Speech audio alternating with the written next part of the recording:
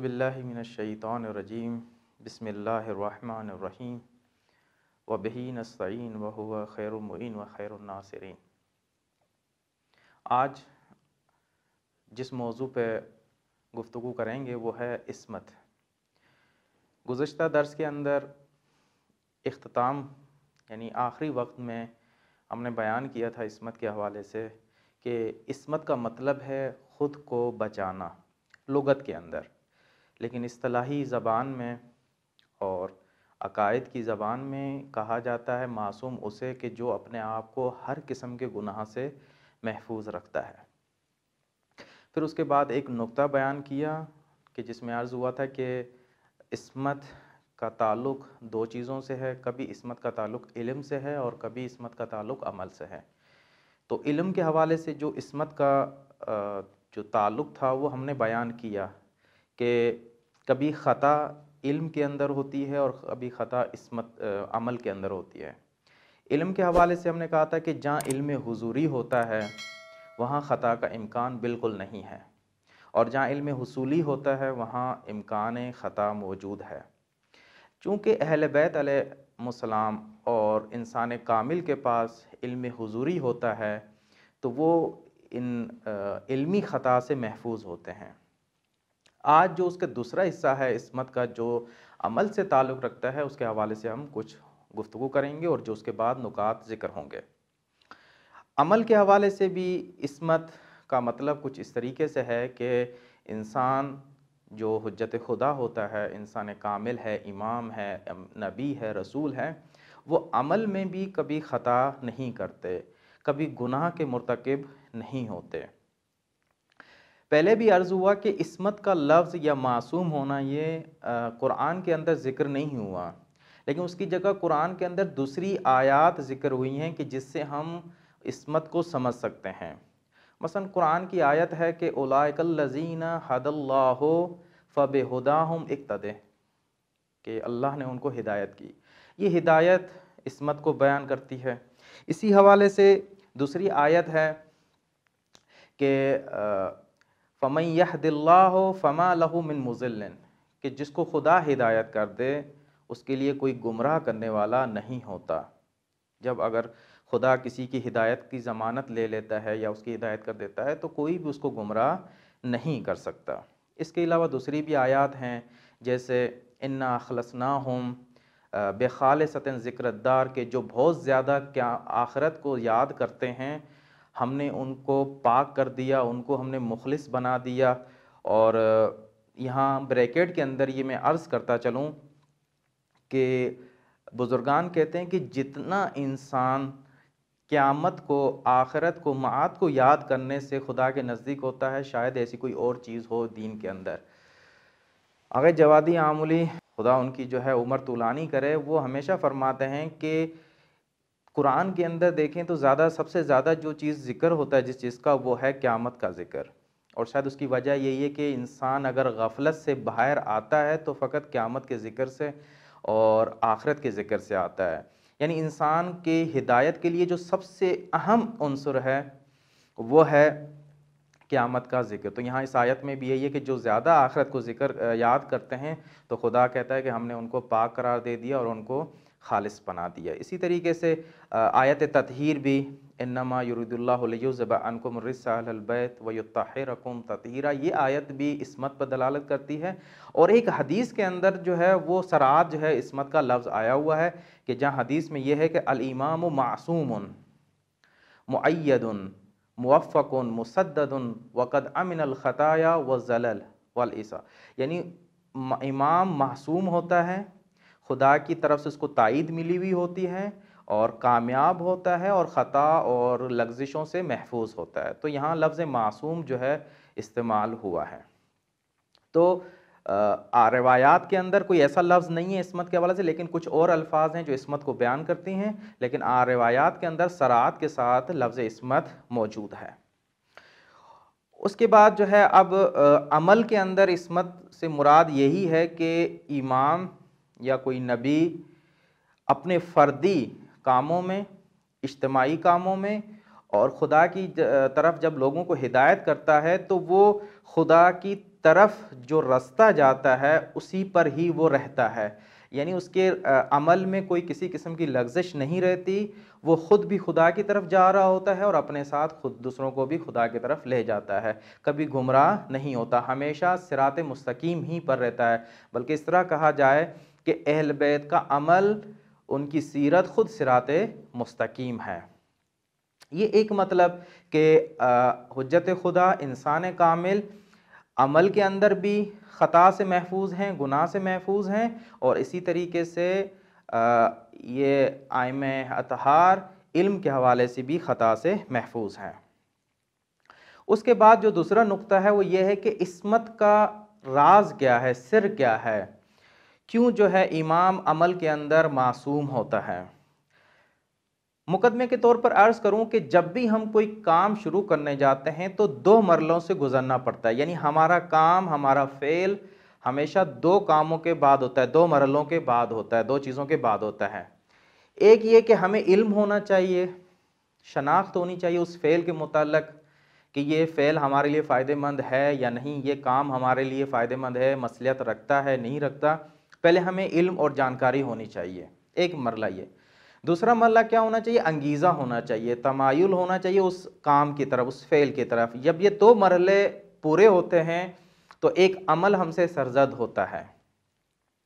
اور معمولاً جو خطا ہوتی ہے وہ بھی ان دو وجہوں سے ہوتی ہے، ان دو مرحلوں کی وجہ سے۔ اگر انسان عالم نہیں ہوتا، جاہل ہوتا ہے کسی چیز سے، تو خطا کا مرتکب ہو جاتا ہے۔ یا بعض اوقات ایسا ہوتا ہے کہ علم تو ہوتا ہے لیکن جو ہے وہ تمایل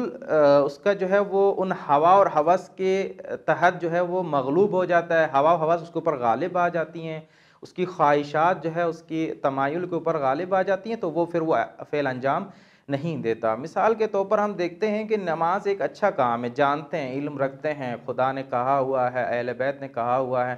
کہ نماز پڑھو، لیکن جب عمل کے مرحلے میں آتے ہیں تو تمایل نہیں ہوتا، تو ہمارے اوپر ہماری ہوس جو ہے اور ہوا و ہوس، خواہشات غالب آ جاتی ہیں اور ہم نماز کو ترک کر دیتے ہیں اور دوسرے کاموں میں لگ جاتے ہیں۔ تو معمولاً ان دو چیزوں کی وجہ سے اگر یہ کامل ہوں تو خطا کا امکان نہیں ہوتا، لیکن اگر کسی ایک مرحلے میں بھی ہم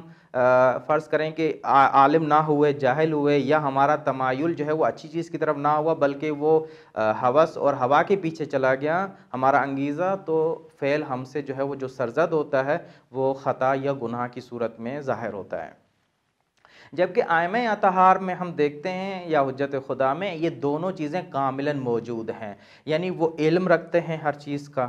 اور وہ بھی اوپر سے علم حضوری کہ اصلا خطا کا امکان نہیں ہے،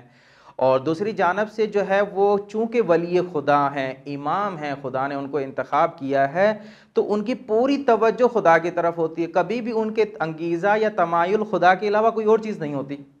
جب ان کا انگیزہ فقط خدا کی ذات ہے، ان کی پوری توجہ خدا کی طرف ہے، تو ان سے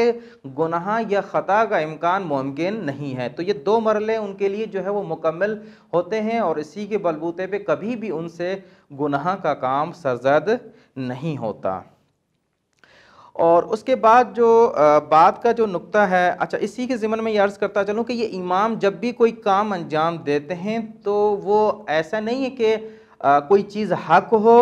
اور امام کے فعل یا کام کو ہم اس حق کے ساتھ مطابقت دیں جس کے نتیجے میں ہم کہیں کہ امام کا کام صحیح ہے،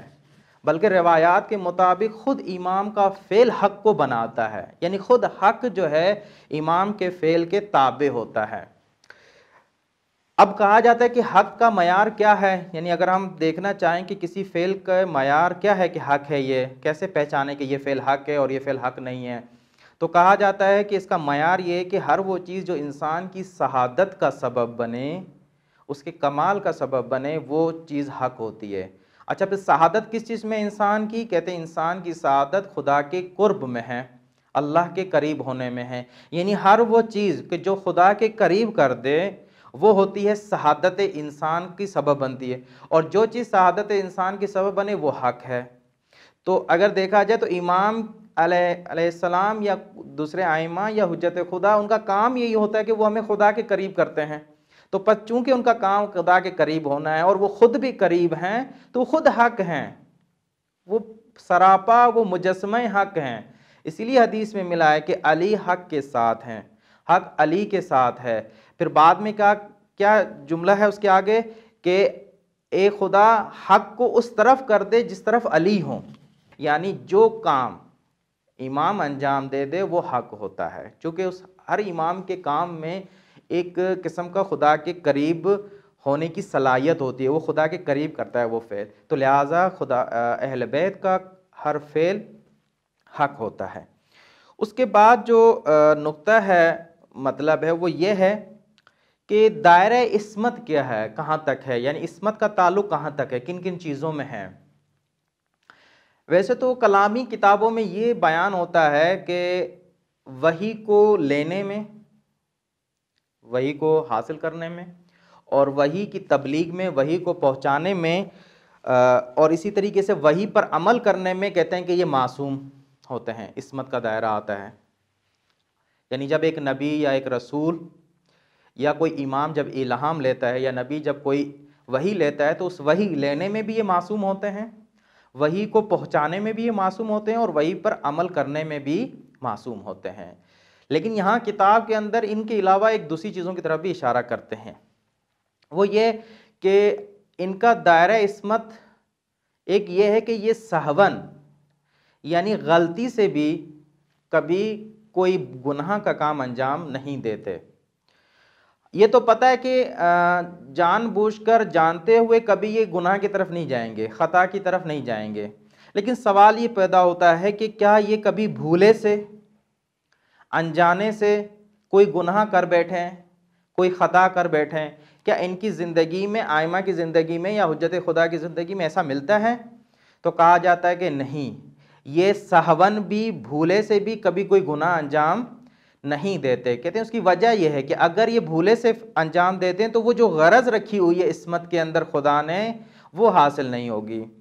کیونکہ خدا کی غرض عصمت رکھنے کی یہ ہے کہ ان کی اطاعت کی جائے، خدا کا دین ان سے لیا جائے۔ اور اگر یہ سہون بھی، بھولے سے بھی اگر خطا کے شکار ہوں گے، خطا کے مرتکب ہوں گے، گناہ کے مرتکب ہوں گے، تو گویا کہ لوگ اس پر پھر عمل نہیں کر پائیں گے۔ مثلا اگر ماہ رمضان کے اندر بھولے سے کوئی امام کوئی چیز کھا بیٹھتا ہے اور لوگ دیکھتے ہیں، تو اب لوگ تو یہی سمجھیں گے کہ بھائی یہ چیز جائز ہے، اس کا کرنے میں کوئی جو ہے حرج نہیں ہے، یا کم از کم یہ تو سمجھیں گے کہ بھائی کوئی مسئلہ نہیں ہے، اگر بھولے سے بھی اگر کوئی کر لے بندہ جو ہے وہ کوئی مسئلہ نہیں ہوگا۔ ویسے صحیح ہے یہ کہ اگر بھولے سے انسان کچھ کر لے تو کوئی مسئلہ نہیں، لیکن آئمہ کے لیے، حجت خدا کے لیے اتنی بھی اجازت نہیں ہے کہ وہ بھولے سے بھی کچھ کام انجام دے پائیں۔ اصلا ان کے لیے جائز نہیں ہے، جائز نہیں یعنی اصلا ہو نہیں سکتا، وہ کر نہیں سکتے، کیونکہ خدا نے جو ان کو چیز دی ہوئی ہے، جو ایک نور دیا ہوا ہے، علم دیا ہوا ہے، جو ایک کرامت خدا نے دی ہوئی ہے، وہ اس سے یہ ثابت ہوتا ہے کہ کبھی بھی بھولے سے بھی کوئی خطا کا کام نہیں کر سکتے۔ اچھا، پھر اس کے بعد جو ہے دوسرا دائرہ جہاں عصمت کا ہمیں ملتا ہے وہ ہے کہ کیا یہ بچپن میں بھی گناہ کے مرتکب ہوئے ہیں یا نہیں؟ آئے یہ بچپن سے ہی معصوم ہوتے ہیں یا نہیں، بلکہ جب ان کو امامت کا عہدہ ملتا ہے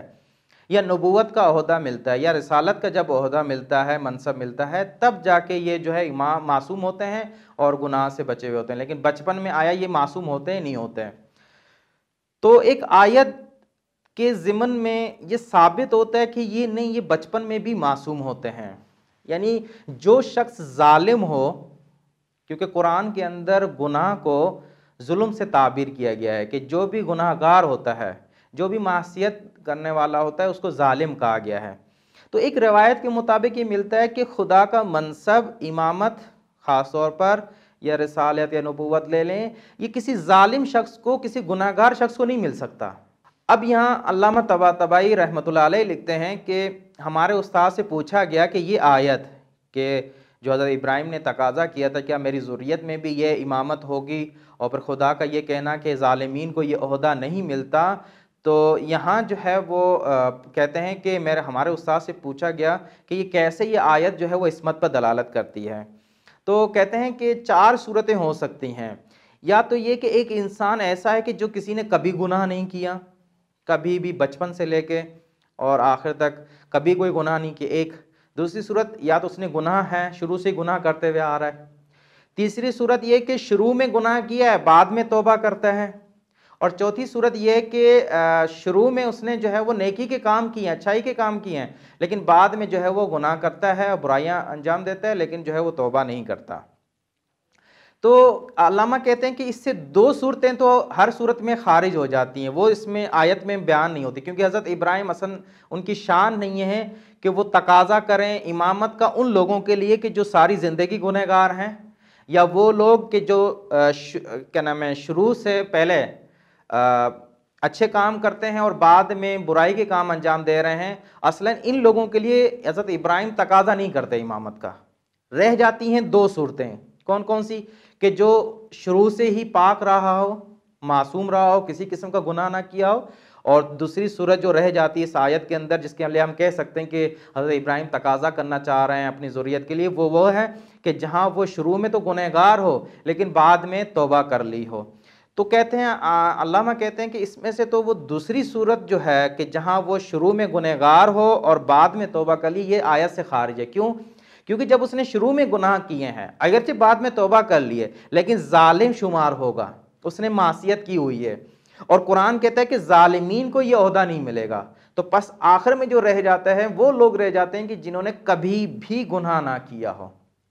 کبھی بھی گناہ کے نزدیک نہ گئے ہوں۔ تو پس اس سے ثابت ہوتا ہے کہ یہ آیت عصمت کو بیان کر رہی ہے کہ امامت ملتی ہے اسی کو ہے کہ جو معصوم ہو۔ اس کے بعد ایک آخری نقطہ، پھر اس کے بعد ایک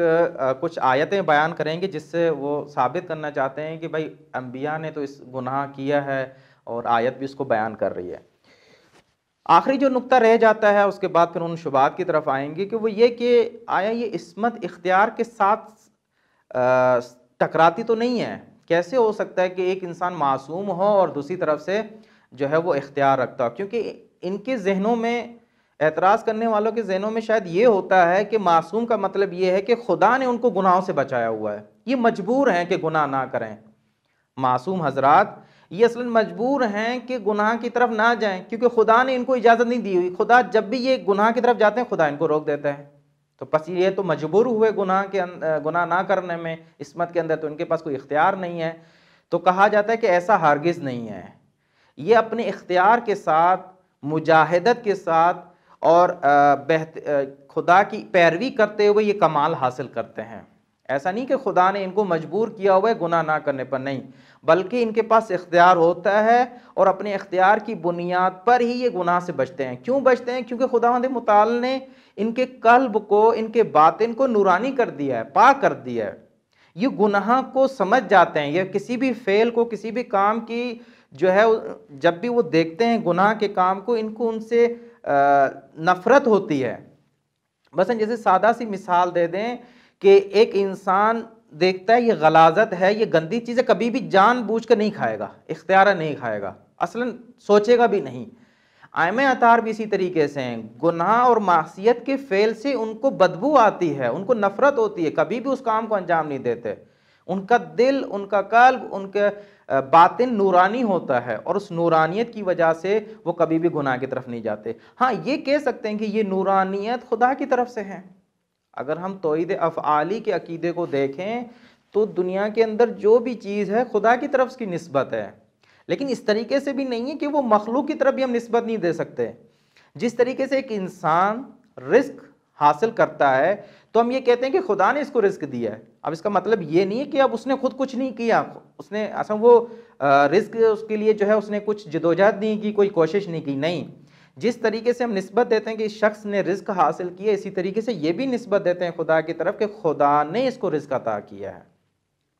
تو اس میں کوئی حرج نہیں ہے کہ جس طریقے سے ایک فعل انسان کی طرف نسبت دی جاتی ہے اسی طریقے سے اس فعل کی خدا کی طرف بھی نسبت دی جا سکتی ہے، کیونکہ خدا ہر چیز کا خالق ہے۔ کوئی ایسی چیز نہیں ہے کہ جو خدا کی قدرت سے باہر ہو یا خدا نے وہ کام انجام نہ دیا ہو، کیونکہ یہ پھر توحید افعالی کے مخالف ہو جائے گا، کیونکہ توحید افعالی کا عقیدہ یہی ہے کہ ہر کام جو ہے